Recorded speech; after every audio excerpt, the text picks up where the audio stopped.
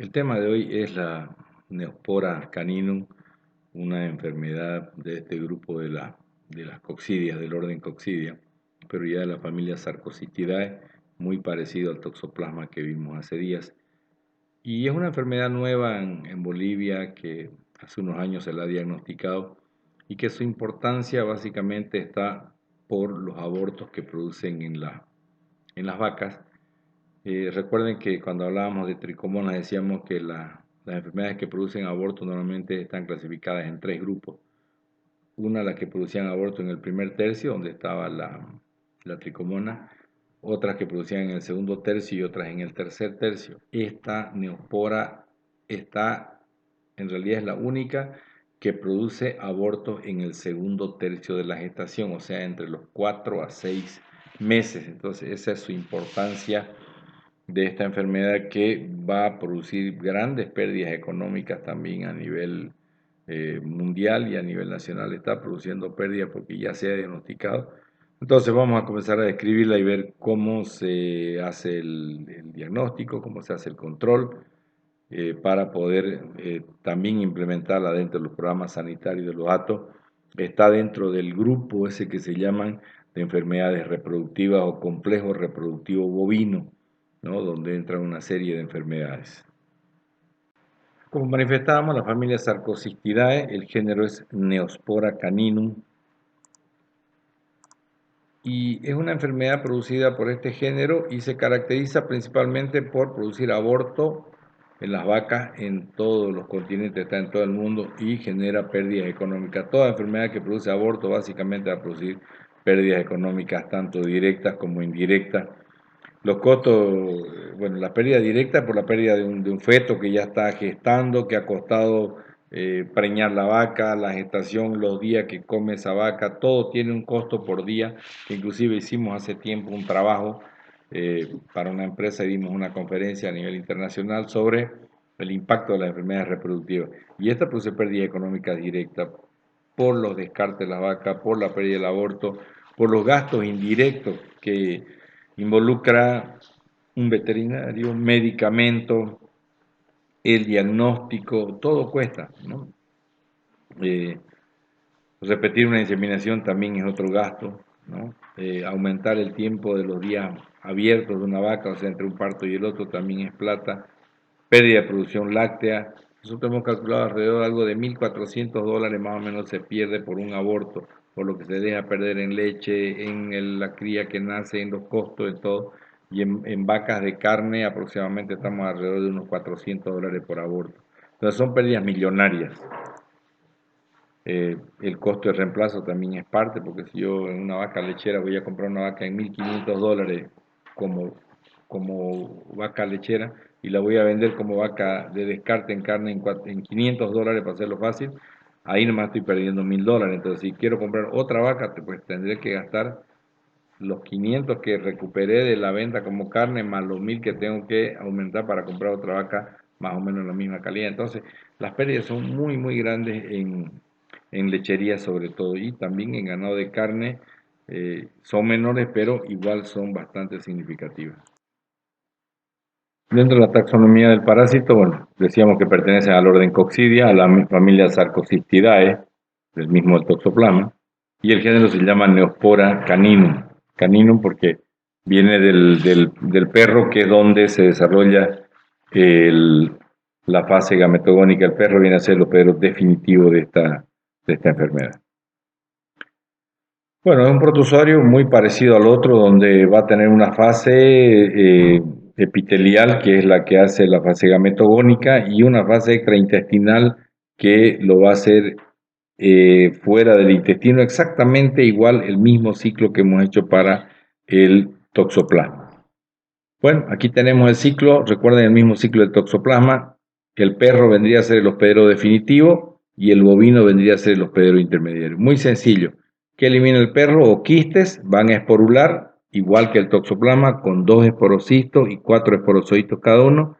¿Quiénes van a comer esos quistes esporulados? Los hospederos definitivos, principalmente el bovino, pero también intervienen ovino, equino, caprino, el mismo perro, lo mismo que hacía el gato. ¿Y dónde van a desarrollar? los taquizoitos y los bradizoitos van a desarrollar en el tejido muscular y igual que en el toxoplasma, en la vaca principalmente que va a haber una transmisión vertical. De la vaca va a pasar a los taquizoitos y bradizoitos a la placenta y van a producir una muerte fetal y por lo tanto un aborto que dijimos se produce entre el cuarto y el sexto mes de gestación. Entonces, exactamente el mismo ciclo que toxoplasma. La fase, ya dijimos, una primera de multiplicación rápida con la formación de los taquizoitos, ¿no? Y luego una fase de multiplicación lenta con la formación de los bradizoitos y finalmente la eliminación por parte de los pederos de estos oquistes, ¿no? En condiciones ambientales, bueno, estas van a pasar y entre 24 a 72 horas en el medio ambiente van a desarrollar el oquiste esporulado. Fase esquizogónica sería toda esta y esta sería la fase esporogónica, ¿no? Cuando salen los oquistes al medio ambiente. Aquí repetimos la fase esporogónica, es lo mismo que en toxoplasma, sale un oquiste en el medio ambiente, va a formar 2 esporocitos, 8 esporozoitos en total, exactamente lo mismo. Van a contaminar el agua, el alimento, en este caso básicamente se contaminan los pastos principalmente, y en el bovino, ¿qué va a hacer? Va a ir al sistema nervioso, tejido conectivo, a músculo, esos esporozoitos, ¿no? ¿Y qué van a hacer? Los taquizoitos y los bradizoitos también pasan al feto y también van a producir aborto. ¿Cómo se infectan los operos definitivos, que son los perros? Al comer carne cruda o fetos abortados, ¿no?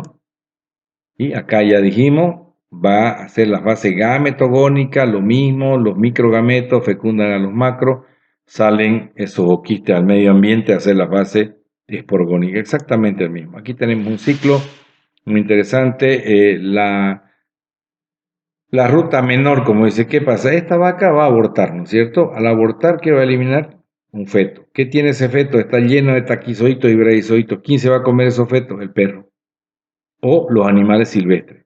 Un zorro, puede ser, que en el campo hay muchos, ¿no? Hallan los fetos muertos. Ya no es un feto tan chiquitito, está entre 4 y 6 meses. ¿Qué va a hacer ese perro? Ese perro va a eliminar oquistes, van a esporular y la vaca se va. Y ese es el ciclo del que hablaba. La otra ruta, que es la que obviamente también se da muchísimo, por eso le llaman la ruta principal, es que esta vaca, si no logra abortar, escúchenme bien, si no logra abortar, va a parir un ternero que va a ser clínicamente sano, o en algunos casos pueden salir enfermo y puede morir, pero solamente el 5% se producen abortos. Acuérdense, solo el 5% producen abortos. Las demás, ¿qué va a pasar? Esas terneras, en los machos no les va a pasar nada en las terneras, a la larga, cuando ellas se vuelvan vientres y se preñen, esta ternera le va a transmitir a sus hijos y sus hijos van a nacer infectados. Y aquellas terneras que están dentro de ese 5%, que cuando estas se vuelvan vacas y aborten, pues esos fetos abortados van a ser ingeridos por los perros y los perros eliminan los oquistes, etcétera, etcétera. Entonces, volvemos. ¿Cómo se infecta una vaca? Por dos vías. La primera, comiendo oquistes por un lado que botó un perro. Y la segunda es entre ellos que se van transmitiendo por transmisión vertical, o sea, por vía placentaria. Si se dan cuenta, esto puede no salir nunca al medio ambiente, porque esta vaca va a parir, esta ternera se va a empreñar y le va a transmitir a su hija, y su hija otra vez se va a volver vaca y otra vez se va a seguir reinfectando. Así no hayan perros, ya una vez que la infectación está en la propiedad, si no hayan perros, sigue girando entre vacas.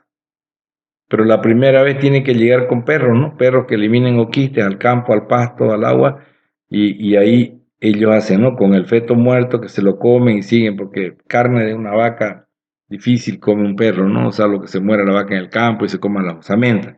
Pero después la gente difícilmente le da carne de vaca al perro en el campo. Entonces ellos comen sus fetos abortados y todas esas cosas, ¿no? Placentas y todo. Pero esto es lo grave, ¿no? Que una vez que ya ingresó aquí, ahí nomás circula sin que intervenga el perro. Por eso aquí le ponen una división. Entonces, las dos formas se van a infectar, pero al final es que esta vaca le transmite por vía placentaria a su feto. Y el perro se va a infectar al comer fetos muertos o carne. ¿Listo? Ese entonces el ciclo. En la epidemiología, bueno, estos estudios, bueno, habla de que, bueno, las vacas seropositivas es más probable que aborten, eso es obvio, ¿no? Puede ser epidémico, puede ser endémico. Endémico es cuando ya la enfermedad está establecida y periódicamente aparece. Y epidémico es como estamos viviendo ahora, tenemos una epidemia donde hay muchos casos nuevos en una población que antes nunca había sido infectada, ¿no es cierto? Cuando ya la enfermedad se queda, se vuelve endémica. Eh, la prevalencia en lechería a nivel mundial está entre 12 y 42%, un promedio de 30%. En Bolivia estamos alrededor del 30%, o sea, estamos en el parámetro internacional. Estamos hablando de 30% de vacas positivas, o sea, de cada 100 vacas tenemos 30 infectadas, principalmente en lechería. Bueno, esto puede variar de acuerdo a la zona, pero nosotros estamos ahí al medio, ¿no? En 30%. La patogénesis exacta de la enfermedad no está muy bien determinada, pero sí hay esa reactivación de la infección latente en vaca, lo que decía, la vaca sigue infectada, le pasa a su cría nace, si nace, ¿no? Porque el 5% se mueren, pero la que nace llega a ser adulta y ella sigue transmitiendo y se hace un círculo vicioso de transmisión de madre a hija, ¿no? Con los machos no pasa nada, los machos se van a matadero y se acaba la historia. La mayoría de las terneras infectadas por vía vertical nacen clínicamente sanas, lo que les acabo de decir, y solo un pequeño porcentaje, el 5%, ocurre la muerte fetal. ¿Por qué hay muerte fetal? Porque normalmente le afecta al sistema nervioso y ahí se muere, y al estar muerto tiene que haber un aborto, ¿no? Porque es la expulsión de ese feto muerto.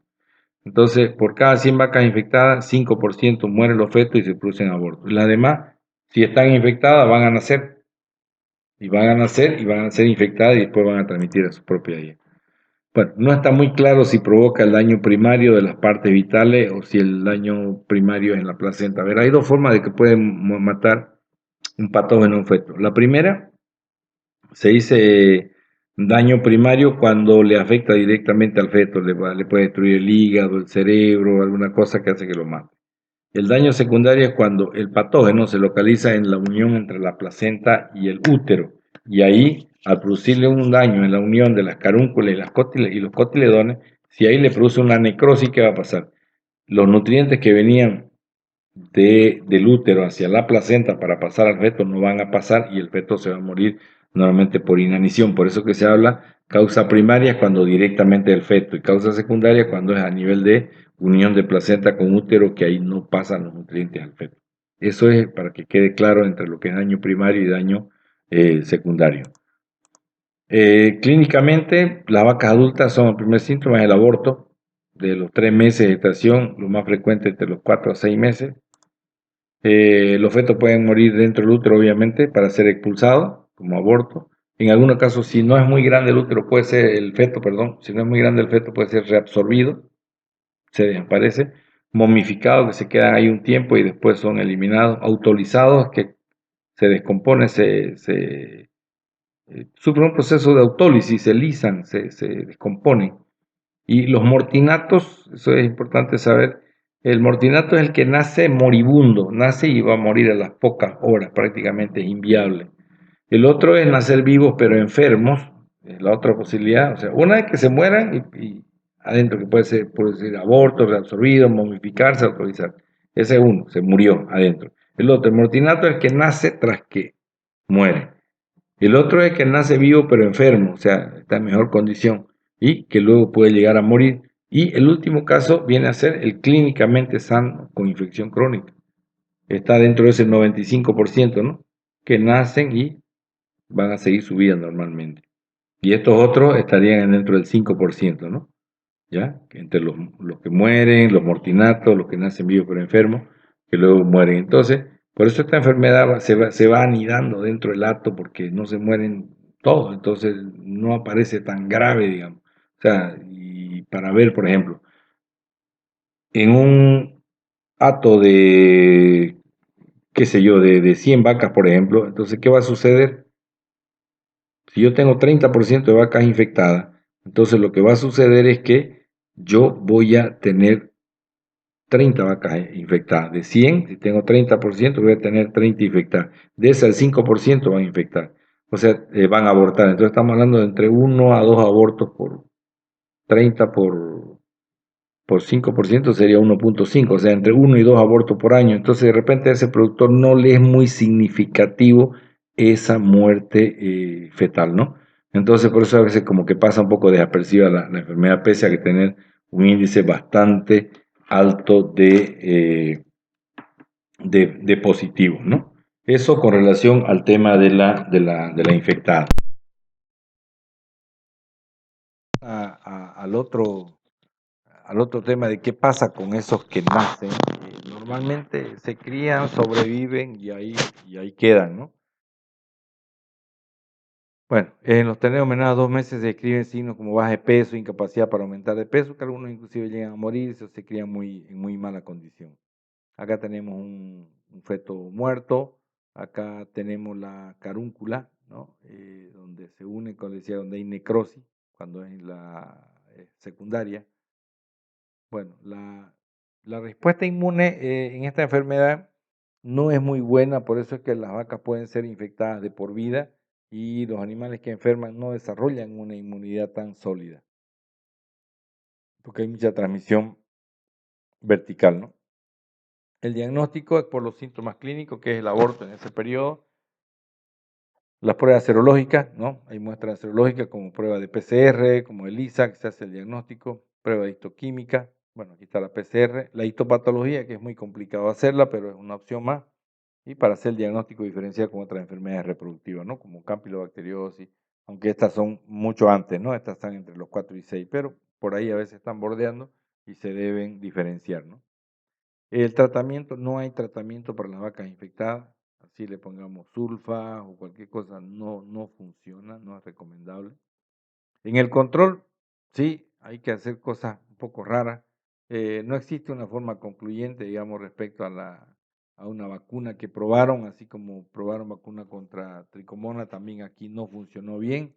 Entonces, no hay una buena capacidad de reducción de aborto en la vacuna. El tema de la asociación epidemiológica entre perro y vaca, entonces, ¿qué sería lo recomendable? Que esta es la medida más dura, ¿no? No deberían haber perros en las propiedades, ¿no? Porque si no hay perro, no hay quien le transmita a la vaca. Y es muy difícil que en un predio ganadero no hayan perros.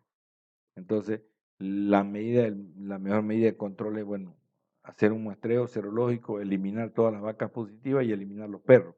Entonces, no habría quien transmita la enfermedad a las vacas. La otra es, bueno, para cortar evitar que los perros coman fetos, coman carnes, ¿no? Membranas fetales, entonces cosas que es muy difícil porque a veces el perro lo va a encontrar en el campo, cuando la vaca abortó, va a encontrar un feto muerto y se lo come, obviamente, por eso el vínculo del perro con la vaca es muy, muy estrecho, ¿no? Y habría que cortarlo ahí para controlar esta enfermedad, por eso es que es bien difícil. Ahora, en los caninos, ¿qué pasa en el hospedero definitivo? En el perro va a desarrollar la fase eh, gametogónica, ¿no? Y entonces él tiene su actuación como hospedero definitivo, aunque a veces puede ser hospedero intermediario también, lo mismo que hacía el gato en la toxoplasmosis, pero básicamente él es un hospedero definitivo, él va a hacer la fase gametogónica en su intestino. Y bueno, en la epidemiología, bueno, solo se tiene el antecedente que la mayoría de los casos, en algunos perros se han descrito en estos perros labradores, que obviamente son los que están más en el campo, los boxers, los greyhounds, los golden retriever, los basset hound, ¿no? Es donde hay una mayor sensibilidad de estas razas.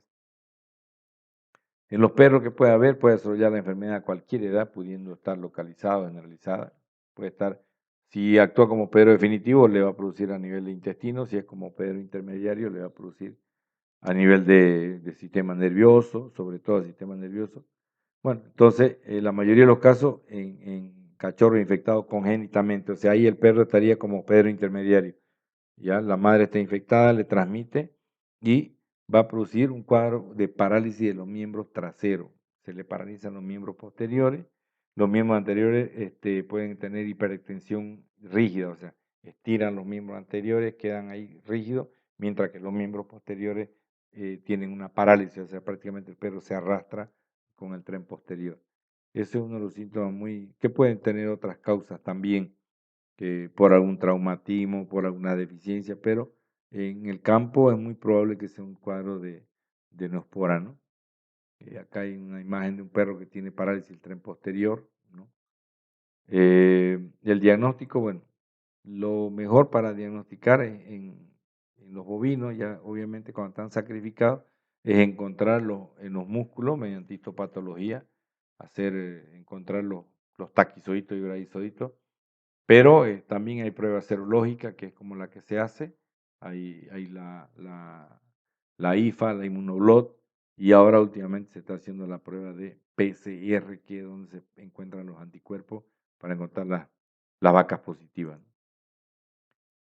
Volvíamos a lo del tratamiento y control. En los perros, algún tratamiento con sulfa. Estamos hablando del perro con el problema a nivel digestivo, que es igual que una coccidiosis. Cuando está dentro del organismo, como está como hospedero intermedio, no hay tratamiento. Estamos hablando cuando está como hospedero definitivo y tiene problemas del intestino. Entonces va a producir algún tipo de diarrea y ahí funciona la sulfa, la pirimetamina, la clindamicina, ¿no? Entonces son drogas específicas para estos cuadros de coccidiosis. Otros anticoccidiales como de coquinato, pero con las sulfas, digamos, es suficiente, que son muy comunes, ¿no? Esas ayudan a matar los taquizoitos y los braquizoitos cuando el perro se infecta al comer esos fetos muertos, esas carnes, ¿no? Y bueno, no hay vacunas para los perros tampoco, o sea, no hay vacuna ni para las vacas ni para los perros, ¿ok? Nuestro resultado aquí en Bolivia es el caso de una tesis que se hizo en el año 2004 y hace varios años, en la cuenca lechera aquí en Santa Cruz, se hizo en el IDB del trabajo y la hizo el colega Gamón, junto al doctor Villegas, que ustedes lo conocen. Y bueno, su resultado fue 28.5, por eso le digo, en Santa Cruz estamos en un 30%, más o menos en la mitad, a nivel mundial está entre 12 y 40, entonces no estamos en 30, que es donde el promedio general que más o menos se hace. Y o sea, ya hace muchos años que la tenemos la neospora acá, es causa de descarte de toros, en toros se tiene que hacer las pruebas para evitar, porque ellos también puede afectarles al aparato reproductor de los toros y también al aparato reproductor de las hembras. Por eso ahora ya se está pidiendo la prueba de neosporosis para el tema de la venta de reproductores. Eso sería, bueno, entonces esta enfermedad, en resumen, la tenemos presente en Santa Cruz, hay más en lecherías que en ganado de carne y la única medida ideal para el control es evitar la presencia de los perros en las propiedades, porque el perro es el que elimina los oquistes para que las vacas coman los oquistes por un lado y desarrollen ese cuadro clínico con aborto. Y si evitamos la presencia de los perros en los predios, sí vamos a controlar esta enfermedad, lo cual es muy difícil hacerle entender eso a un productor.